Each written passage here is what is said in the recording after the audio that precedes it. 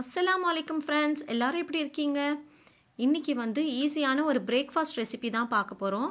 இது குழந்தைங்கள்லேருந்து பெரியவங்க வரைக்கும் எல்லாருக்கும் ரொம்ப பிடிச்சமான பேன்கேக் ரெசிபி தான் நாம் இன்றைக்கி பார்க்க போகிறோம். இது வீட் ஃப்ளாரில் செய்கிறதுனால நல்ல ஹெல்த்தியானது கூட. இந்த ரெசிபி உங்களுக்கு பிடிச்சிருந்தனா வீடியோ லைக் பண்ணுங்கள், ஷேர் பண்ணுங்கள், கமெண்ட் பண்ணுங்கள். என் சேனல் சப்ஸ்கிரைப் பண்ணாதவங்களாம் சப்ஸ்கிரைப் பண்ணிக்கோங்க. வாங்க வீடியோக்குள்ளே போகலாம். ஃபஸ்ட்டு நான் ஒரு பவுல் எடுத்திருக்கேன். இப்போ இதில் நான் ஒரு ஸ்ட்ரெயினர் வச்சுருக்கேன். அதில் நான் ஒரு கப் அளவு கோதுமை மாவு எடுத்திருக்கேன். ஒரு கப் அளவு கோதுமை மாவுக்கு நான் அரை கப் அளவு சுகர் பவுடர் ஆட் பண்ணியிருக்கேன். இது கூடவே நான் மில்க் பவுடர் ஆட் பண்ணிக்க போகிறேன். நான் 1/4 கப் அளவு மில்க் பவுடர், ஒரு கப் அளவு கோதுமை மாவு, அரை கப் அளவு பவுடர் சுகர், 1/4 கப் அளவு மில்க் பவுடர். இப்போ இது எல்லாமே நல்லா ஸ்ட்ரெயின் பண்ணிக்கலாம். இப்போ இந்த மாவு நல்லா ஸ்ட்ரெயின் பண்ணியாச்சு. இப்போ நான் இதில் ஒரு முட்டை உடச்சி ஊற்ற போகிறேன். நான் இது கூட மெல்டட் பட்டர் ஆட் பண்ண போகிறேன். இப்போது மெல்டட் பட்டர் 1/4 கப் அளவு ஆட் பண்ணிக்கோங்க. இது கூடவே நான் ஒரு ஸ்பூன் அளவு பேக்கிங் பவுடர் ஆட் பண்ணிக்கிறேன். அப்போ தான் பேக்கிங் பவுடர் ஆட் பண்ணால் தான் நல்லா ஃப்ளஃபியாக வரும், அது சாஃப்டாகவும் வரும். வெனிலா எசன்ஸ் ஒரு ஸ்பூன் ஆட் பண்ணிக்கோங்க. இது ஃப்ளேவருக்காக நல்ல வாசனையாகவும் இருக்கும், நல்ல டேஸ்ட்டாகவும் இருக்கும். இப்போ இது நல்லா மிக்ஸ் பண்ணிக்கோங்க. இது கூட நான் காய்ச்சி ஆற வச்ச பால் கொஞ்சம் கொஞ்சமாக ஆட் பண்ணிக்கிறேன். நான் நீங்கள் எவ்வளோ குவான்டிட்டியில் செய்கிறீங்களோ அந்த அளவு நீங்கள் பாலும் எடுத்துக்கோங்க. பாருங்கள், பேட்டர் இந்த மாதிரி இருக்கணும். ரொம்ப திக்காகவும் இருக்காது, ரொம்ப தண்ணியாகவும் இருக்கக்கூடாது, இந்த மாதிரி இருக்கணும். பாருங்கள், இது ஒரு 10 மினிட்ஸ் வச்சிடலாம். 10 மினிட்ஸ் கழித்து இப்போ இந்த மாவு நாம் ஒரு தடவை நல்லா மிக்ஸ் பண்ணிக்கோங்க. பாருங்கள், கொஞ்சம் திக்காகிடுச்சு இல்லையா? பாருங்கள், இந்த அளவு இருக்கணும் மாவு. இவ்வளோ திக்காக இருந்தால் ஓகே. இப்போ ஒரு தவா வச்சுக்கோங்க.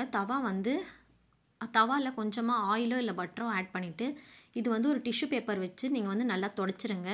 துடைச்சிட்டு சிம்லேயே வச்சு இந்த மாதிரி நான் ஒரே ஒரு கரண்டி மட்டும் தான் நான் இதில் மாவு எடுத்து ஊற்றுனேன். இது சிம் ஃப்ளேம்லேயே நீங்கள் வச்சு நீங்கள் லோ ஃப்ளேம்லேயே குக் பண்ணணும். இதில் ஒரு மூடி போட்டு மூடி வச்சுருங்க. 2 நிமிஷம் கழித்து இப்போ பாருங்கள், பபிள்ஸ் வருது பாருங்கள் 2 நிமிஷத்தில். இப்போ இந்த பபிள்ஸ் வந்தோடனே நாம் இது திருப்பி போட்டுக்கலாம். பாருங்கள், நல்லா ஈஸியாக வரும். பாருங்கள், எவ்வளோ நல்ல சூப்பரான கலரில் வந்திருக்கு இல்லையா? இது நாம் திருப்பி போட்டு அது ஒரு 2 மினிட்ஸ் குக் பண்ணிக்கோங்க. குக் பண்ணிவிட்டு எடுத்துருங்க. பாருங்கள், இந்த பக்கமும் நல்லா குக் ஆகிடுச்சு. இதுவும் எடுத்துக்கலாம். இப்போ நான் இன்னொன்று செஞ்சு காட்டுறேன். தவா நீங்கள் ரொம்ப ஹீட் பண்ணக்கூடாது, இல்லைனா அது சரியாக வராது. அதே மாதிரி ஒன்று ஒன்றா ஆட் பண்ணும்போது நீங்கள் இந்த மாதிரி கொஞ்சமாக ஆயில் ஆட் பண்ணி டிஷ்யூவில் தொடச்சி ஆட் பண்ணுங்கள். அப்போ தான் ஈஸியாக வரும் அது. அதே மாதிரி இன்னொரு கரண்டி நான் ஆட் பண்ணியிருக்கேன். இப்போ மூடி போட்டு மூடி வச்சிடலாம். பாருங்கள், இப்போ பபிள்ஸ் வர ஆரம்பிக்கும். பபிள்ஸ் வந்ததும் பாருங்கள், இப்போ திருப்பி போட்டுக்கலாம். பாருங்கள், சூப்பரான கலரில் வந்திருக்கு பாருங்கள். இப்போ இதுவும் எடுத்துக்கலாம். அவ்வளோதான் ஃப்ரெண்ட்ஸ். இப்போ இது சர்வ் பண்ணலாம். இதுக்கு மேலே ஹனியோ இல்லை சாக்லேட் சிரப்போ உங்களுக்கு என்ன விருப்பமோ உங்கள் குழந்தைங்களுக்கு அது நீங்கள் இதில் மேலே ஆட் பண்ணி நீங்கள் சர்வ் பண்ணலாம்.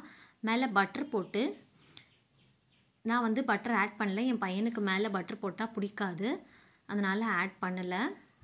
மேலே நான் ஹனி ஆட் பண்ணியிருக்கேன். அதுக்கப்புறமா ஹர்ஷீஸ் சிரப் அது கொஞ்சமாக நான் சாக்லேட் சிரப் கொஞ்சமாக ஆட் பண்ணியிருக்கேன். இது ரெண்டுமே நீங்கள் ஆட் பண்ணிவிட்டு இது நீங்கள் சூடாக சர்வ் பண்ணுங்கள்.